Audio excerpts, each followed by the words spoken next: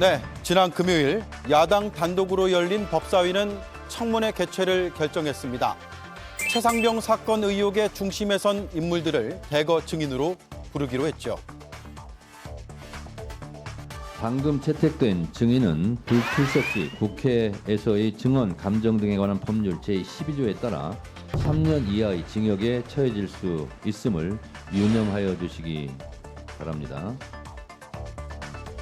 청문회가 나흘 앞으로 다가온 가운데 12명의 증인 중 출석 의사를 밝히는 인사들이 속속 나타났습니다. 지난해 8월 대통령의 010 전화로 하루 3차례 통화를 했던 이종섭 전 국방부 장관, 안전조치엔 관심 없었다고 의심을 받는 임성근 전 사단장, 그리고 수사를 하다 항명죄로 기소된 박정훈 전 수사단장도 증인석에 앉을 예정입니다. 첨예하게 부딪혀온 이들이 한자리에서 대면하는 건 이번이 처음입니다.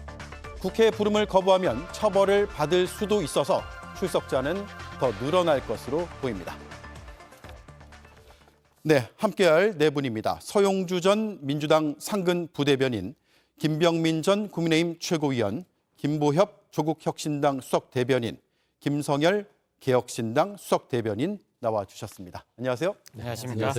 자, 시작하기 전에 김병민 의원님 어디 가세요?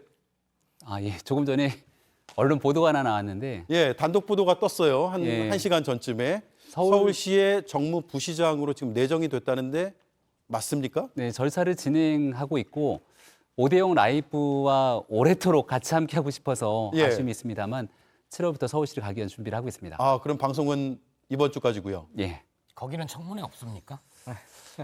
있더라도 개혁신당이 서울시에 없어서. 네, 알겠습니다. 어쨌든 축하드립니다. 네. 자, 서 의원님. 네. 주요 증인들이 지금 잇따라서 참석 의사를 밝혔거든요. 네네. 이게 수사기관에서 대질 신문을 할 수도 있었을 것 같은데 국회에 먼저 이렇게 한꺼번에 나오네요. 그러니까 수사기관이 공수처죠. 공수처에서 지금 수사가 속도를 낸다고 하는데 미진해 보여요. 그리고 이제 국회에서 할 일들은 그러니까 법치국가 아니겠습니까?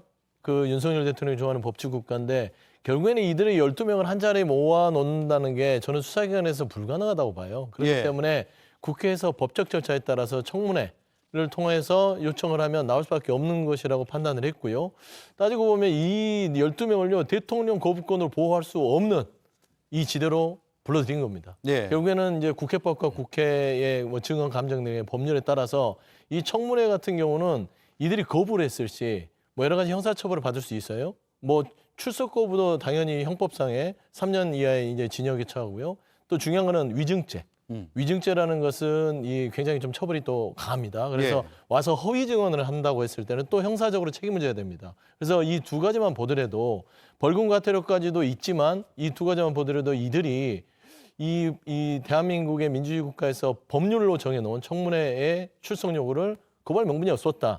그래서 울며 겨자 먹기식으로 나온 것이지 네. 뭔가 진실을 밝히기 위해서 나온 건 아니지만 결국에는 이 청문회 출석에서 날카로운 질문 속에서 그동안 수사에서 밝히지 못했던 부분들이 조금씩 드러나지 않을까 저는 기대를 가지고 있습니다. 네, 지금 5명이 공개적으로 나오겠다고 얘기를 하고 있어요. 이건 언론 보도를 통해서 확인된 거고 더 늘어날 가능성도 있는데 국민의힘의 법사위원들은 아직까지 들어오지 않고 있는데도 불구하고 지금 나온다고 하는 거거든요.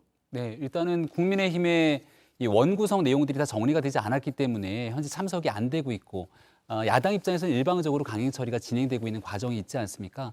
가능하면 국민의힘의 의원들이 다 같이 국회에 등원하고 난 다음 같이 협의하면서 진행하게 된다면 반쪽짜리 청문회라고 하는 오명을 좀 벗을 수 있지 않을까라는 생각이 들고요.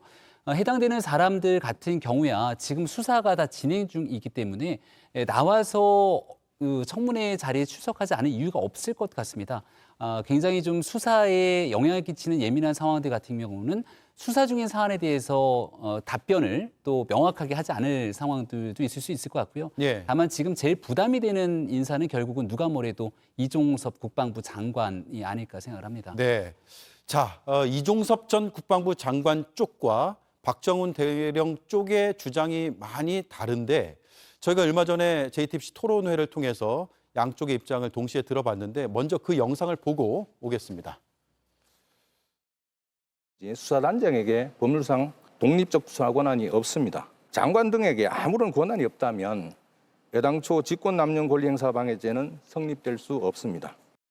법령상에 인지해서 이첩하는 것을 명백한 권한, 의무로까지 규정해 놓고 있는데 있지도 않는 권한이랍니다. 자, 김보엽 위원님. 예. 박정훈 전 수사단장에게 독립적인 수사 권한이 없다는 주장이 나왔고 그렇지 않다는 반박이 나왔거든요. 예. 이거 청문회에서도 되풀이되지 않을까요? 되풀이될 가능성이 있습니다. 그리고 이종섭 전 장관과 박정훈 대령 사이에 직접적인 증언 대결이기 때문에 더 진실을 밝히는데 도움이 되지 않을까 싶은데요. 예. 박정훈 전 수사단장에게 수사 권한이 없다는 건 말장난 비슷합니다. 왜냐하면 왜 그렇게 제도가 바뀌었는지 맥락을 봐야 되는데 군 내부에서 사망 사고가 나면 군 내에서 왜곡하거나 축소하는 그런 경향이 많다 보니 앞으로 사망 사고가 나면 수사기관으로 경찰로 이첩을 하자 이렇게 법을 개정한 거거든요. 예. 그런데 경찰에 이첩을 할 때 어떤 일이 있었다, 누가 어떤 혐의가 있다라는 것 정도는 얘기를 해줘야지 우리 사망 사고 났으니까 경찰 여러분 들어와서 수사하세요 이럴 수는 없는 거 아닙니까? 그러면 그 정도의 것, 어떤 일이 있었고 누가 어떤 혐의가 있다라는 정도는 이미 그것도 수사입니다. 네. 수사권이 없다라고 얘기하는 건 말장난에 가깝습니다. 네.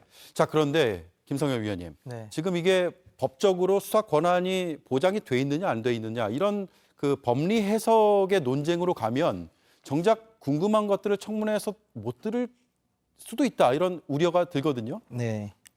일단 잠깐 말씀을 드리면 애초에 권한이 없었다 그러면은 이거 명령을 내리셔도 안 돼요. 그러면 박정훈 대령의 항명죄는 어떻게 성립을 하는 겁니까? 이거 말도 안 되는 이야기를 하시는 거고요. 예. 그 국민들은 이 부분에 대해서는 크게 관심이 없어요. 이 중요한 것은 누가 수사 결과를 왜 바꿨느냐입니까? 이거 부분인데 아니 대한민국 국방부 장관이 승인한 서류를 하루아침에 바꿀 수 있는 사람 윤 대통령 말고 누가 있겠습니까? 그러면은 윤 대통령이 어떤 지시를 왜 내려서 이 수사 결과가 바뀌게 되었는지 이 부분을 봐야 되는 겁니다. 예. 그 다시 말씀드리면 이 사건의 본질 자체가 국가 권력이 수사에 부당하게 개입을 했느냐 안 했느냐 요걸 봐야 되는 거거든요. 그렇다면은 윤 대통령이 왜 경로를 했는지 해외 출장까지 가 있는 국방장관한테 수차례 전화를 걸어서 도대체 무슨 지시를 했는지 이 부분에 대해서 정확하게 그리고 왜 임성근 사단장만 이러고 나서 쏙 빠져나갔는지 네. 청문회에서 밝혀야 될 것은 바로 이 지점이라고 생각합니다. 예. 자, 사건을 회수했던 지난해 8월 2일이죠. 당시에 윤석열 대통령이 이 전 장관에게 전화를 걸어서 강하게 전화를 건 것에 대해서도 강하게 토론해서 충돌을 했는데 이 역시 청문회 쟁점이 될 것으로 보입니다. 대통령은 3번씩이나 전화를 합니다. 총 시간이 18분이 넘어요. 외국에 나가 있는 국방장관한테 뭐 이게 무슨 별난 사태가 벌어졌습니까? 상상의 나라를 펼치시는데 그렇게 해서 장관이 그 뒤에 어떤 위법 행위가 발생했나요? 자, 김병민 위원님. 예. 지금 통화를 한 것을 놓고 위법 행위가 그다음에 뭐가 있었느냐 아니면 왜 그렇게 3번이나 통화를 했느냐 맞부딪히고 있는데 결국 통화 내용이 공개가 되는 게 관건이겠죠. 그런데 청문회에서 그것까지 될까요? 통화 내용이 공개된다는 건 이종섭 전 장관이 대통령과의 통화를 녹취했다는 것이고 파일이 있다는 것일 텐데 네. 어디에도 그런 내용들이 나와 있지 않죠. 또 대통령과의 통화 내용들을 녹취할 거라고 사실은 생각하기도 쉽지가 않을 것 같습니다. 하지만 통화를 했다는 기록 자체가 있기 때문에 여기에 대해서 명확하게 얘기해 줄 수 있는 유일한 주체가 지금 이종섭 전 장관이잖아요. 네. 그동안은 언론 보도를 통해서 이종섭 전 장관 측의 여러 얘기들을 조각 맞추듯이 저희가 알 수 있었던 거지만 국회에서 만약 출석하게 된다면 전 국민이 지켜보는 앞에서 또 여기는 위증을 할 수 없도록 선서까지 돼 있기 때문에 아마 진실을 말할 거라고 생각하고 네. 그 과정에서 그 3번의 통화 과정에 어떤 내용들이 있었는지 아마 그 부분이 청문회를 하게 된다면 가장 핵심 쟁점이 아닐까 생각합니다. 네. 지금 조국혁신당 박은정 의원도 청문회에 참석하잖아요. 예. 조국혁신당에서는 어떤 부분에 초점을 맞출 계획입니까? 일단 해외 출장 중에 얼마나 급박한 일이 있었길래 3차례에 걸쳐 18분 동안 통화했는지 네. 이게 가장 기본적인 게 될 거고요. 이게 만약 그래픽으로 그릴 수 있다면 참 좋을 것 같은데 윤 대통령과 이종섭 장관이 통화한 이후에 보면 네. 용산 대통령실, 국방부, 군, 경 이쪽의 당사자들이 아주 활발하게 움직입니다. 예. 호떡집에 불난 것처럼 서로 통화하고 뭔가 바뀌고 그러거든요. 수사 기록도 경북 경찰청에 넘어갔던 게 다시 되돌아오죠. 이런 움직임과 윤석열, 이종섭 통화의 관련성을 입증하는 게 가장 중요할 거라고 봅니다. 네. 서 의원님, 지금 임성근 전 해병대 1사단장도 나 나가겠다, 나가서 소명하겠다 이렇게 얘기를 하고 있거든요. 네네. 어떤 지점을 청문회에선 좀 파고 들어야 된다고 생각하세요? 지금 앞서 얘기했듯이 결국에는 이 최병 특검 부분들의 핵심은 윤석열 대통령입니다. 아까도 얘기했지 윤석열 대통령과 이준섭 전 국방부 장관이 3차례 통화했고요. 여기에 플러스 1 4차례를 통화했습니다. 네. 그러면 기본적으로 임성근 사단장은 윤석열 대통령에게 어떤 존재인지 어떤 인연인지 결국에는 이 직접 증거는 녹음이 안 됐기 때문에 없을 거예요. 근데 결국에는 12명의 다 나온 다음에 12명의 증거들을 통해서 퍼즐이 맞춰지는 겁니다. 결국에는 이재명 대표 제가 얘기할게요. 최근에 네. 뭐 기소를 하는 부분들도 이화영 전 부지사에서 이재명 대표까지 이어지는 것들이 직접 증거가 있어서 그런 게 아니에요. 진술이 일치하거나 진술들을 조각조각 맞췄을 때 이게 충분하다고 했을 때 기소가 가능한 거 아니겠습니까? 그러면 대통령이 지금 이종섭 전 장관과 무슨 통화를 했는지 이종섭 전 장관 변호인은 밝히지 못하고 있어요. 이건 말할 수 없다라고 계속 숨기잖아요. 네. 결국에 이건 숨기기 때문에 청문회를 하는 것이고 청문회를 통해서 여러 사람의 시간대별로 질문을 통해서 나온 답변들을 종합해 보면 결국에는 대통령이 어떤 이야기를 할 수 있는지 충분히 어떤 추측은 아니더라도 합리적 의심이 가능한 수준까지 올라올 수 있다. 그랬을 때는 저는 이 청문회에서는 굉장히 큰 소득이 있을 것 같아요. 거기에 네. 플러스 국민의힘은 지금 상임위 때문에 지금 버티고 있잖아요. 근데 이 청문회를 이 한수를 둔 게 신의 한 수다. 결국에는 국민의힘이 안 들어올 수는 없는 상황입니다. 창과방패 안 하면 네. 속수무책으로 12명이 다 갈 거거든요. 네. 그렇기 때문에 저는 이런 부분에서 두 개의 효과를 충분히 볼 수 있어서 저는 다른 걸 다 떠나서 윤석열 대통령이 이종섭 전 장관에게 무슨 통화를 했는지 그 내용이 가장 핵심이라고 봅니다. 네. 임성근 1사단장은 그냥 부인하고 방어하는 데만 치중할 것이다. 그렇게 예측이 됩니다. 그렇군요. 네. 자, 김성일 위원님, 지난주 금요일에 여기 출연하셔가지고 네. 동행 명령장을 발부해서 구인할 수 있다 없다에 대해서 약간 의견이 갈렸거든요. 조국 네네. 혁신당과 네. 법적으로 지금 어떻게 돼 있어요? 아니, 나머지 지금 5명이 출석한다 예. 그러고 7명이 출석을 안 한다고 하면 네. 데려올 수 있습니까? 동행 명령을 했으면 좋겠습니다. 저도. 근데 사실상 법적으로 어려운 부분이 있습니다. 제가 지난번에도 말씀드렸지만 이게 지금 국회 증언감정법에 의해서 되는 거거든요. 국회 증언감정법 6조 1항에 국정감사, 국정조사 시에만 이게 되도록 되어 있어요. 예. 그래서 조문을 협소하게 해석을 하면 결국에는 동행명령권 발부 자체는 굉장히 어려운 상황입니다. 이 부분은 제가 다른 법률 전문가들과도 좀 상의를 했는데 쉬운 부분은 아니라고 지금 누가 생각을 발부하는 하고요. 겁니까? 이게 위원장이 의결을 통해서 하는 예, 거예요? 위원회에서 이제 의결을 해서 위원장 명의로 발의가 되는 겁니다. 네. 발부가 되는 거고요. 우리가 뭐 그전에 국정농단이나 이런 거 보셨을 때는 그거는 사실은 국정조사였기 때문에 그 동행명령이 발부가 가능했던 거예요. 그래서 그 차이가 좀 있고 지금 이 사람들 나오겠다고 하고 있는 부분들 있잖아요. 네. 사실은 이거 좀 연막으로 좀 보셔야 된다고 저는 생각을 합니다. 아, 그래요? 예. 나온다고 지금 뭐 당당하게 나가겠다 그러면서도 무슨 말을 하느냐. 청문회 정당성에 문제가 있다. 이러고 있는데요. 국힘이 만약에 안 들어오면은 이 사람들 반쪽짜리 청문회다. 이거는 인정할 수 없다. 안 들어올 가능성 저는 매우 높다고 봅니다. 매우 높다고 보고 그다음에 들어와서도 지금 뭐 통화 내용 공개나 이런 것들 저희는 묻고 싶잖아요. 요거 대답 안 할 겁니다. 요거 대답 안 하는데 이유가 뭐냐? 지금 수사 중인 상황이다. 소에 들어가 있는 상황이다. 왜냐하면 국회법에는 소에 영향을 미칠 만한 이런 것들은 질문을 하지 못하게 되어 있어요. 네. 그거를 핑계 소의 삼아서 영향이라 그러면 예. 이제 수사해서 기소할 수 있는 그런 범죄 혐의점에 대한 답변을 말하는 건가요? 그렇죠. 그러다 보니까 지금 수사 중인 사안이다라는 말로 다 요리조리 빠져나갈 생각들 하고 있을 겁니다. 네. 그래서 저는 이 사람들이 와도 좀 실효성은 좀 떨어질 거다. 네. 이런 생각을 좀 하고 자, 있습니다. 저희가 키워드를 청문회 나온다고 했는데 이게 아니네요. 이 말대로라면 청문회 나온다고 했다가 되는 건데 김보엽 위원님도 같은 생각이세요? 그러니까 안 나올 수도 있고 나와도 원론적인 답변으로 계속 공회전할 수 있다고 보세요? 저도 비슷한 생각입니다. 일단 국민의힘 의원들이 불참한 상태에서 증인들이 나와서 민주당과 조국혁신당 청문위원들에게서 추궁당하는 그림은 상상하기가 힘듭니다. 예. 국민의힘도 들어오거나 아니면 증인들이 안 나오거나 그럴 가능성이 있고요. 수사 중인 사안이라 답변을 못한다로 피해갈 수 있는데 만약 일방적인 한쪽 당사자의 증인들만 있다면 그럴 수 있을 텐데 그 자리에는 박정훈 전 해병대 수사단장이 있고요. 이용민 제1사단 포병 7대대장도 있습니다. 네. 이분들은 적극적으로 증언을 할 겁니다. 그러면 그 자리에 나와 있는 임성근 사단장, 이종섭 전 장관 이런 분들이 방어 차원에서라도 뭔가 얘기하고 싶어 하지 않을까. 그렇겠네요. 발언이 바로 비교가 되겠네요. 그렇습니다.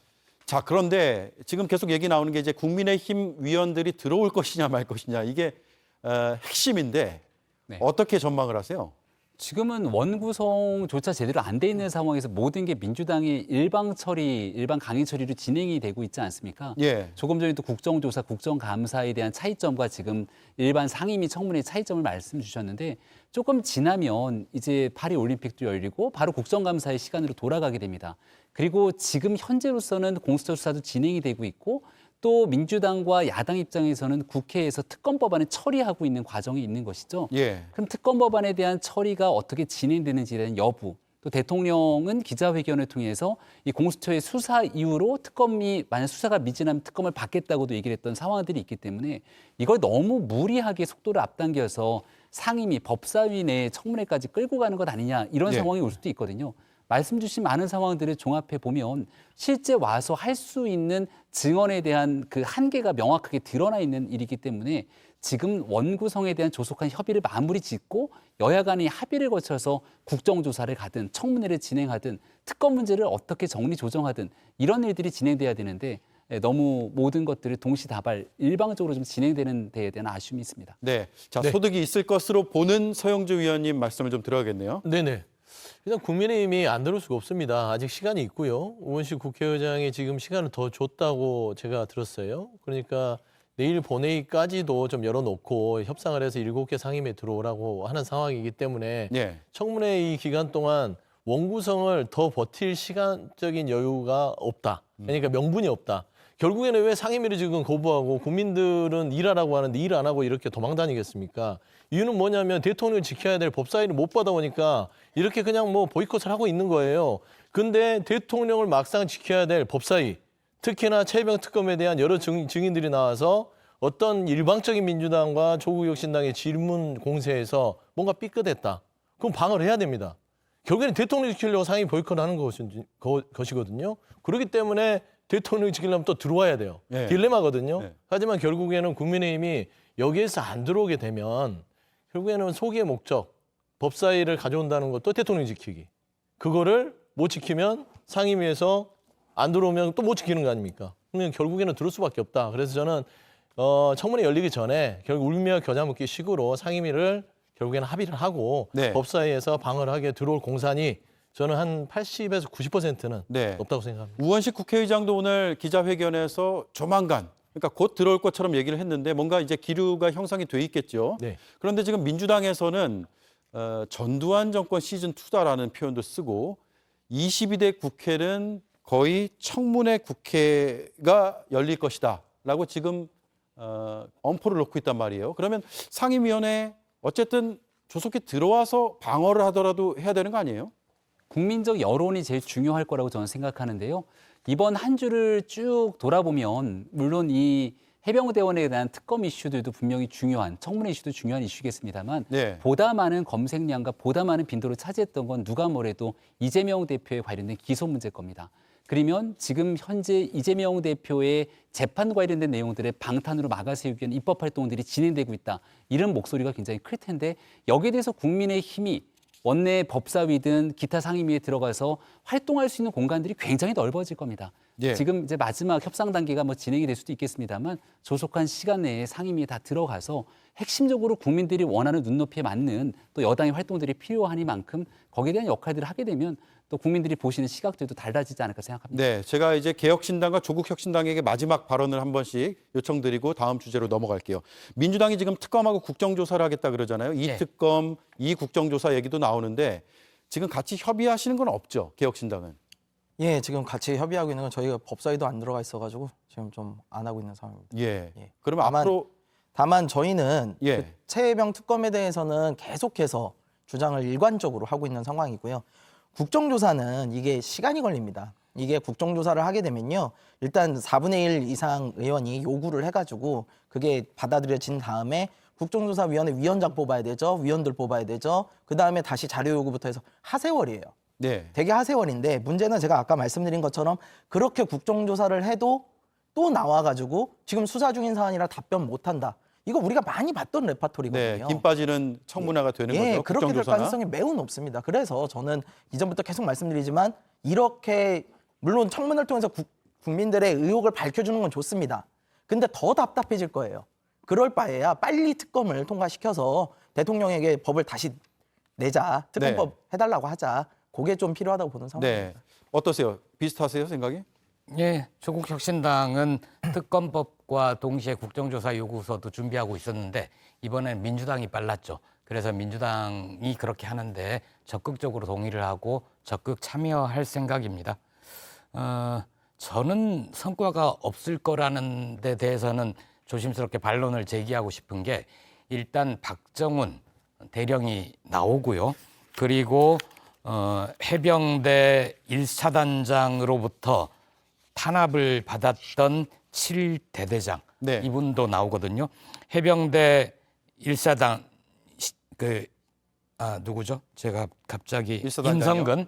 임성근 사단장이 탄원서라는 형식을 냈지만 사실상은 대대장 두 분한테 그 사람들이 과욕을 부려서 그 사람들이 판단을 잘못해서 이건 탄원서가 아니라 고발장이었습니다. 그러니까 박정훈 대령이 그 공수처 수사를 받으면서 자기 입으로 얘기하지 못하고 변호인을 통해서 대신 얘기했던 것을 네. 이번에는 항명죄로 수사를 받고 있는 박정훈 대령이 직접 얘기할 수 있고 또 이 포병 7대대장도 도대체 사단장으로부터 어떤 탄압을 받았는지 그리고 현장에서 사단장으로부터 어떤 명령과 지시를 들었는지에 대해서 생생하게 증언을 할 것이어서 네. 저는 성과가 적지 않을 거다 네. 이렇게 기대합니다. 어쨌든 1년 동안 이어진 의혹의 당사자들이 지금 한 자리에 나오는 것이고 직접 우리가 목소리를 어떤 내용이든 들을 수 있어서 어느 정도의 성과는 있지 않을까라는 저는 생각을 하는데 예. 금요일 상황을 좀 지켜봐야 될 것 같습니다. 첫 번째 이슈 정리하겠습니다.